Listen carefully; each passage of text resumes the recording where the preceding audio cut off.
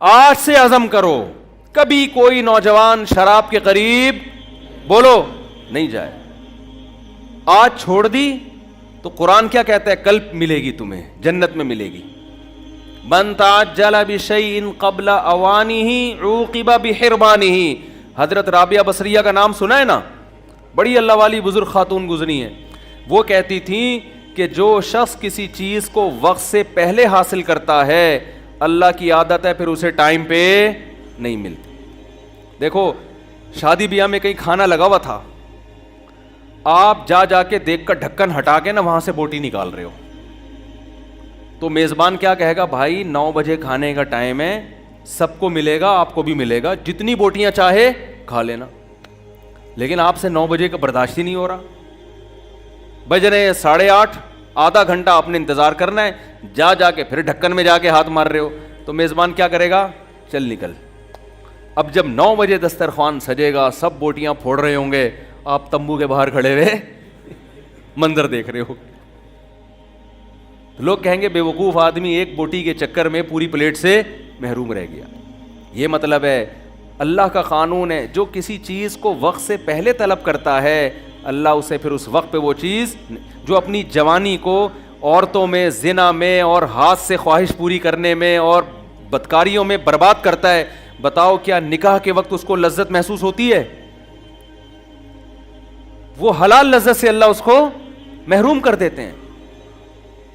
حلال اسی کے لیے ہے جو حرام سے بچتا ہے. جو ہیروئن چرس میں اپنے آپ کو لگا دے, شہد اور کھجور اور انجیر کی لذت سے اللہ اس کو محروم کر دیتے ہیں. جو ظلم کر کے پیسہ کمانا شروع کر دے, رشوت لے کے بندوق کی نوک پہ لوگوں سے مال چھیننا شروع کر دے, حلال میں جو اللہ نے لذت رکھی ہے اس لذت سے اللہ اس کو محروم کر دیتے ہیں. جاؤ رکشے والوں سے پوچھو, ٹیکسی والوں سے پوچھو, مزدوروں سے پوچھو کہ یار سارا دن کدال چلا کے تھوڑے سے پیسے لے کے گھر میں کیوں جاتے ہو؟ تم بھی بندوق اٹھا کے لوگوں سے مال لوٹنا شروع کر دو نا. وہ کیا کہیں گے؟ یار یہ سارا دن جو کدال چلا کے پسینہ بہا کے جو 2 روٹی کھاتے ہیں, اس 2 روٹی میں اللہ نے وہ سکون رکھا ہے جو کروڑوں روپے کرپشن میں اللہ نے وہ سکون نہیں رکھا. ورنہ وہ تو آپ مزدور تو آپ سے زیادہ طاقتور ہے, مزدور کے ہاتھ میں تو زیادہ پاور ہے, وہ پھر بھی ڈکیتی نہیں کرتا, وہ پھر بھی بندوقوں کے زور سے لوگوں سے پیسے نہیں چھینتا, اس کو پتا ہے کہ اس میں لذت نہیں ہے. تو جو آدمی دنیا میں شراب پیے گا, اللہ کہتے ہیں شراب طہور جو جنت کی شراب ہے میں اس کو محروم کر دوں گا. جنت میں 4 نہریں ہیں, 4 نہریں. یہ اللہ کا بیان ہے, یہ اللہ کا سچ ہے جو بڑا میٹھا ہے, لیکن اس لحاظ سے کڑوا ہے کہ یہ نہر ہر ایک کو نہیں ملے گی. دیکھو اللہ کے وعدے سچے ہیں. یا ایھا الناس ان وعد اللہ حق. اللہ وعدہ بھی کرتا ہے, بار بار اپنے وعدے یاد بھی دلاتا ہے. کیا لوگوں, اللہ نے جو وعدہ کیا ہے نا, برائی سے بچو گے تو جنت کی نعمتیں عطا فرماؤں. اپنے وعدے میں جھوٹا نہیں ہے, اللہ اپنے وعدے میں سچا ہے. تو 2 چیزیں تمہیں اللہ اس وعدے سے غافل کر دیں گی. 2 چیزیں اس وعدے سے تمہیں کیا کریں گی؟ غافل. فلا تغرنکم الحیات الدنیا. ایک یہ دنیا کی ظاہری چمک دھمک تمہیں جنت سے غافل کرے گی. تم جنت پہ بات سنو گے, جنت میں حوریں ہیں, جنت میں شہد کی نہریں ہیں, جنت میں دودھ کی نہریں ہیں, جنت میں گھنے باغات ہیں, جنت میں صاف پانی کی نہریں ہیں. تو گھنے باغات ہیں جنت کے اندر, قطوفھا دانیہ, جن کے پھل زمین سے لٹکے ہوئے ہوں گے. اتنے خوبصورت باغات میں جا کے پھل کھانے کا مزہ الگ ہے. میں کچھ دن پہلے امرود کے باغ میں گیا. میں امرود کبھی ریڑھی سے خرید کے نا آدھا بمشکل کھاتا ہوں.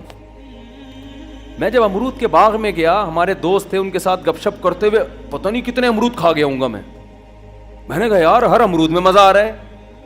آپ ویسے سیب نہیں کھا سکتے, باغات میں جاؤ کھاتے چلے جاؤ گے آپ, کیونکہ درخت سے توڑ کے کھانے میں جو اللہ نے لذت رکھی ہے وہ ریڑھی سے خرید کے کھانے میں نہیں ہے. یہ قدرت کا ایک نظام ہے.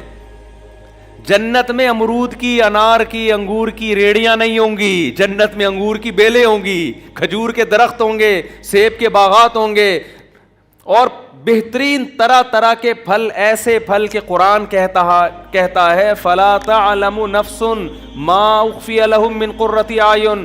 کسی نفس کو یہ معلوم نہیں ہے کہ ہم نے نیک لوگوں کے لیے آنکھوں کی ٹھنڈک کا کیسا سامان چھپا کے رکھا ہوا ہے. اللہ اگر یہ چھپاتا نہیں تو سارے نیک بن جاتے. کوئی شراب نہیں پیتا, کوئی کسی عورت کی طرف نظر اٹھا کے نہیں دیکھتا. اللہ نے آزمائش کرنے کے لیے ان جنت کی نعمتوں پہ پردہ ڈال دیا ہے.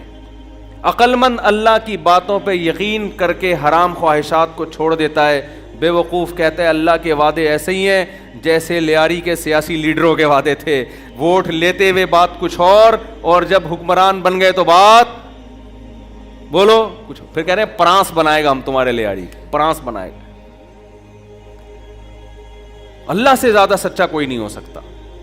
تو اللہ نے جو وعدے کیے, دیکھو آپ کو دنیا جنت سے کون سی چیز روکے گی؟ ایک تو قرآن کہہ رہا ہے حیات الدنیا, دنیا کی زندگی, یہ روکے گی تمہیں. کیسے روکے گی؟ جب آپ جنت کی حوروں کا تذکرہ سنو گے آپ کا دل اور اللہ بتائے گا جو زنا سے بچے گا اس کو وہ حور ملے گی. رسول اللہ صلی اللہ علیہ وسلم نے فرمایا 7 آدمی قیامت کے دن اللہ کے عرش کے سائے کے نیچے ہوں گے. پورے مجمع میں سے 7 طرح کے لوگوں کو اللہ الگ سے بلائے گا. اللہ کو ان پہ اتنا پیار آئے گا کہ یہ ادھر آ جائیں. جیسے دیکھو آپ کسی گورنمنٹ کے ادارے میں جاتے ہو نا, لمبی لائن لگی ہوئی ہوتی ہے بل جمع کرانے کے لیے, آپ دھوپ میں تڑپ رہے ہو, پاسپورٹ بنوانا ہے, کوئی ٹکٹ چاہیے ٹرین کا, جہاز کا, بس کا, لائن لگی ہوئی ہے. ہوتا ہے نا بعض دفعہ ایسے ٹینشن میں آتا ہے آدمی, یار پانی نہیں ہے, یہاں دھوپ ہو رہی ہے, کیا کریں. کوئی آپ کا جاننے والا آفیسر نکل آیا, ہوتا ہے نا ایسے, وہ آفیسر آپ کو ایسے آنکھ مارتا ہے, ایسے سیٹی پہ جاتا ہے, کہتا ہے سائڈ پہ آ جا. تو کتنی خوشی ہوتی ہے کہ نہیں ہوتی؟ میرا خیال ہے آپ لوگ کو نہیں ہوتی. ارے بھائی آپ لائن میں لگے ہوئے, وہ بولا یار تو کھڑکی سے نا, ٹرین کا ٹکٹ لینے گئے ہوئے تھے, لائن لگی ہوئی ہے, نمبر نہیں آ رہا, وہ جاننے والا جو ٹکٹ دے رہا آپ کا جاننے والا نکلا, اس نے اشارہ کیا ادھر آ جا, سائڈ پہ ادھر آ جا بھائی, چھاؤں میں آ جا ذرا. کتنی خوشی ہوتی ہے انسان کو, اور بڑا سینہ تان کے جا رہا ہوتا ہے. لوگ کہتے ہیں بھائی تم لائن توڑ کے کیوں جا رہے ہو, آپ ہٹ, میرا چاچا ہے بھائی, میرا ماموں لگتا ہے. لوگ پھر کہتے ہیں یار سر ہماری بھی سفارش کر دیں. ہوتا ہے کہ نہیں ہوتا؟ حالانکہ یہ تھوڑی دیر کی دھوپ ہوتی ہے, تھوڑی دیر کی گرمی ہوتی ہے, اس میں وہ آنکھ مار کے سائڈ پہ. ایک اسی طرح نا ایک بینک میں نا بل جمع کرانے کے لیے لائن لگی ہوئی تھی, بہت لمبی لائن تھی, لوگ کھڑے کھڑے بیزار آ گئے نا, تو نمبر ہی شروع نہیں ہو رہا. اتنے میں 3 پیس سوٹ میں ایک آدمی آیا بریف کیس کے ساتھ, جیسے ہی آگے جانے لگا لوگوں نے پکڑ کے کوٹ دیا, پیچھے کھڑا ہو. سن نہیں رہے اس کی نا کچھ, وہ کچھ بولنا چاہتا ہے, پکڑ کے کوٹ دیا. ابے پیچھے کھڑا, بے وقوف ہے, 1 گھنٹے سے لائن میں لگے, میں پیچھے کھڑا. وہ بیچارہ پھر لڑتا پڑتا پیچھے جاتا. پھر لوگ گالیاں دے رہے ہوتے, یار لائن ہی ختم, بھائی بل جمع کرانا ہی شروع ہی نہیں کر رہے کوئی. پھر یہ بیچارہ آگے جانے لگتا, کچھ بولنے لگتا تو لوگ پکڑ کے, لوگ تپے ہوئے بہت تھے نا غصے میں, سن رہے نہیں ہے اس کی. پھر 2-4 تھپڑ لگاتے, چل پیچھے جاؤ. وہ بیچارہ گرتا پڑتا پھر پیچھے جاتا. 5-6 دفعہ ایسا ہوا, وہ بولتا بھائی میں مینیجر ہوں یار, میں کھڑکی کھولوں گا تو میں بل جمع کراؤں گا, میں بل, مجھے کھڑکی تو کھولنے دو جا کے. لوگ اتنا تپے ہوئے ہوتے ہیں نا جب لائن میں لگے ہوتے, یہ بھی نہیں دیکھ رہے ہوتے کہ بھائی یہ بندہ کون ہے. وہ 3-4 دفعہ نا کلا بازی کھا کے پیچھے گرتا, پھر آ گیا تھا, پھر دھکے دے کے. تو جب لائن میں لگا ہو, انتظار موت سے زیادہ سخت ہوتا ہے. انتظار جو ہے موت سے زیادہ سخت ہوتا ہے. ایک انتظار ہے 1 گھنٹے کا, 2 گھنٹے کا, اناؤنسمنٹ ہوگی, ہمارا نمبر آ جائے. اس میں انسان تعلقات استعمال کرتا ہے, لائسنس بنوانا ہے, یار کوئی جان پہچان والا تلاش کرو, بڑی لمبی لائن ہے. ایک انتظار وہ ہے جس کو قرآن کہتا ہے یجعل الولدان شیبا, میدان حشر کا دن ایسا ہوگا جو بچوں کو بوڑھا کر دے گا.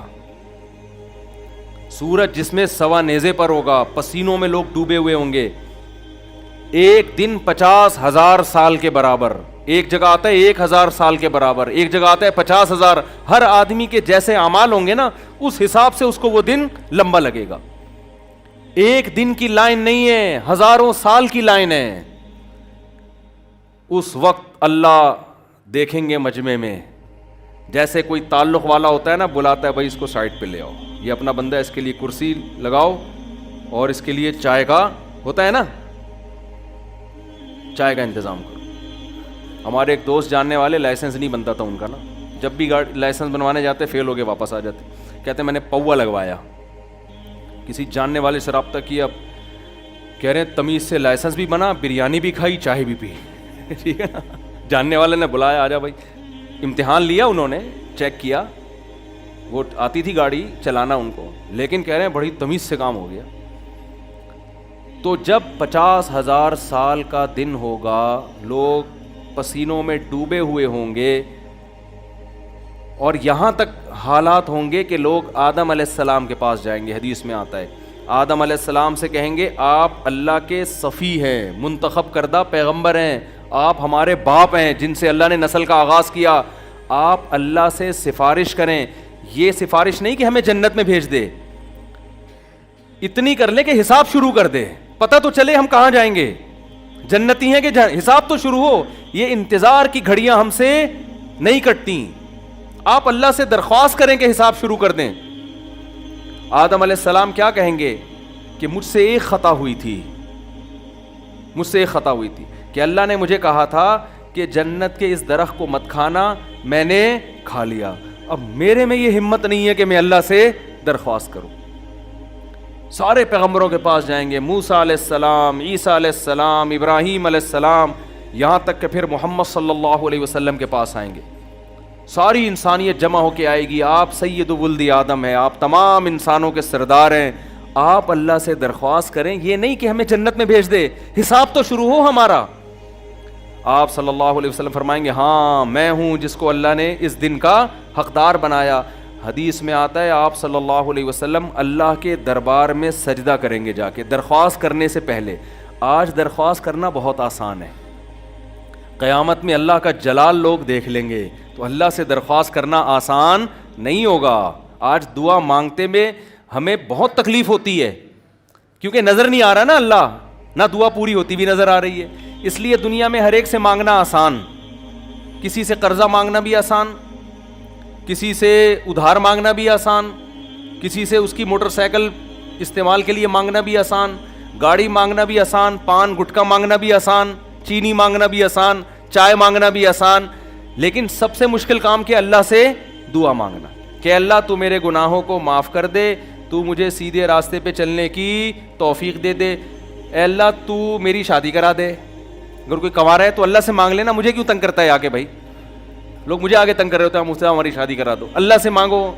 آج اللہ سے مانگنا کیا ہے, بہت مشکل, کیونکہ اللہ نظر نہیں آ رہا, نظر نہیں آ رہا نا اللہ, نہ اللہ نظر آ رہا ہے, نہ اللہ دعا قبول کرتا ہوا نظر آ رہا ہے.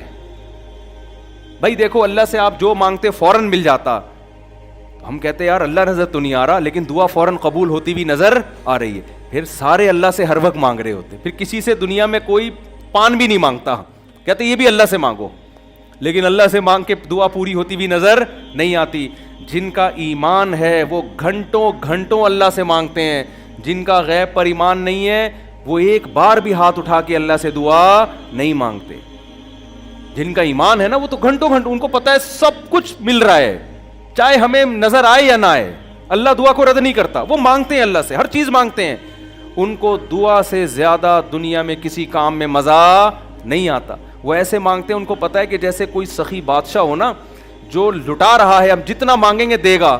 تو آدمی مانگنے میں کنجوسی کرے گا کہ جب تک میں تھک کے چور نہیں ہو جاتا میں نہیں ہاتھ. ہمارے حضرت مفتی رشید احمد صاحب رحمہ اللہ تعالی, جب کوئی ان سے دعا کی درخواست کرتا تو ہاتھ اٹھائے بغیر دعا دے دیتے تھے اس کو.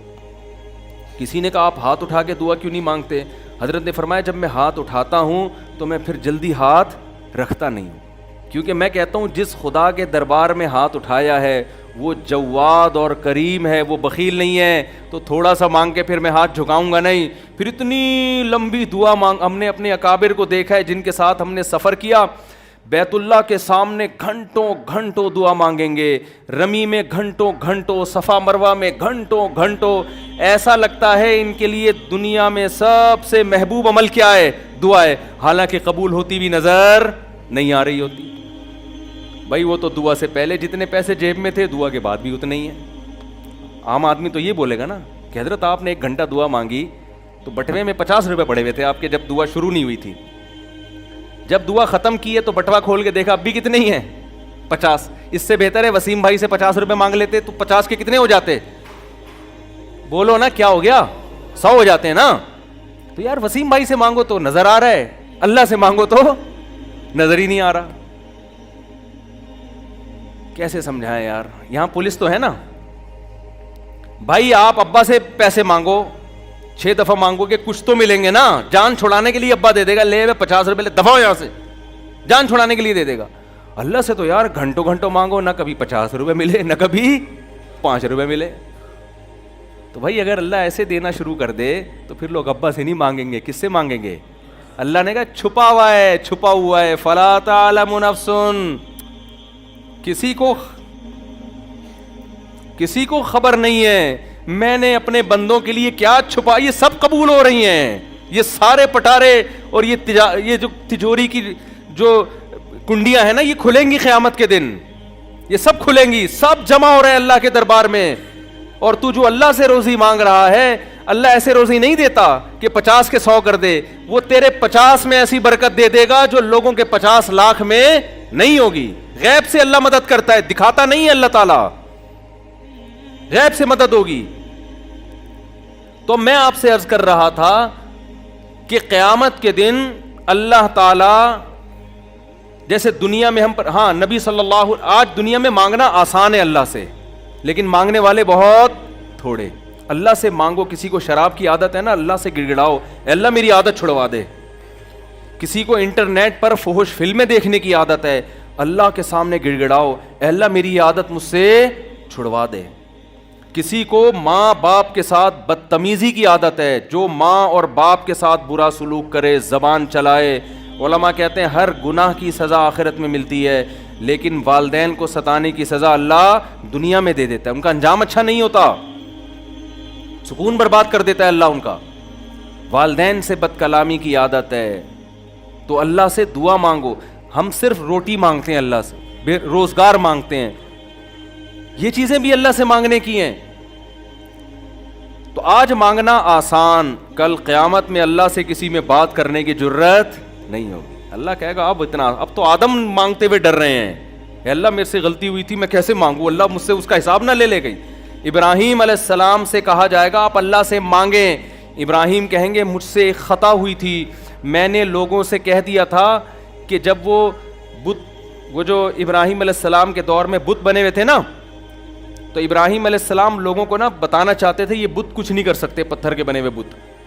تو ابراہیم علیہ السلام نے اس کے لیے تدبیر کیا اختیار کی کہ جب یہ سب لوگ میلے ٹھیلے میں جائیں گے تو میں ان سارے بتوں کو ٹنڈا اور لنجا کر دوں گا, کسی کو کانا بنا دوں گا, کسی کی آنکھ کاٹ دوں گا, کسی کی ناک کاٹ دوں گا, اور بڑے والے کے گلے میں کلاڑا ڈال دوں گا. یہ بولیں گے یہ کس نے یہ کیا, میں بولوں گا بڑے والے نے کیا ہے. وہ کہیں گے بڑا والا تو کر ہی نہیں سکتا. میں کہوں گا ان سے پوچھ لینا بڑے والے سے, یہ بتائے گا کس نے کیا ہے. بلکہ یہ خود بتائیں گے یہ سارے بت کے اس نے کیا ہے. بھئی آپ کی کوئی ناک کاٹ کے چلا جائے, بندے کو بھی آپ دیکھ رہے ہو, بندہ بھی سامنے کھڑا ہوا ہے, آپ کے ابو پوچھیں بیٹا تمہاری ناک کس نے کاٹی, آپ بولو گے نا فوراً, بولو نا, بولو گے اس نے کاٹی. تو ابراہیم علیہ السلام نے یہ پلان بنایا کہ جب یہ سب کو ٹنڈا لنجا کر کے میں بڑا بت جو ہے نا اس کے گلے میں کلہاڑا ڈال دوں گا, پھر جب یہ لوگ آئیں گے کہ یہ کس نے کیا, میں بولوں گا اس نے کیا ہے. ان جن کے کان آنکھ کٹے ہیں, ہاتھ کٹے ہیں, وہ خود بتائیں گے اس نے کیا ہے. تو لوگ کہیں گے یہ تو بول نہیں سکتے, تو میں کہوں گا یہ کیسا خدا ہے جو بات کر نہیں سکتا, تو یہ تمہارے مسئلے کہاں سے حل کرے گا یہ. تو یہ ابراہیم علیہ السلام نے پلان بنایا. لیکن اس پلان میں ابراہیم علیہ السلام نے کیا کیا, قوم تو ان کو بھی میلے میں لے کے جا رہی تھی, تو ابراہیم علیہ السلام نے کہا میری طبیعت خراب ہے, میں بیمار ہوں, میں نہیں جا سکتا. ابراہیم علیہ السلام کی نیت جھوٹ کی نہیں تھی, نہیں جیسے آج ہم بڑے آرام سے جب چاہے ہاتھ اٹھا لیں. نبی صلی اللہ علیہ وسلم نے فرمایا اللہ کا جلال, اللہ کی عظمت ایسی ہوگی, میں اللہ سے یہ درخواست کہ اللہ تو حساب و کتاب شروع کر دے, یہ درخواست کرنے کے لیے اللہ کے دربار میں جا کے سجدہ کروں گا. اتنا لمبا سجدہ 7 دن اور 7 راتوں کے برابر.